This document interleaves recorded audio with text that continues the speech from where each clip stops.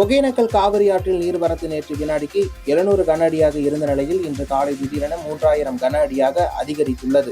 காவிரி நீர்பிடிப்பு பகுதிகளில் மழைப்பொழிவு முற்றிலும் நின்றுவிட்ட நிலையில் தமிழக காவிரி ஆறு கர்நாடக அணைகளை மட்டுமே நம்பியுள்ளது.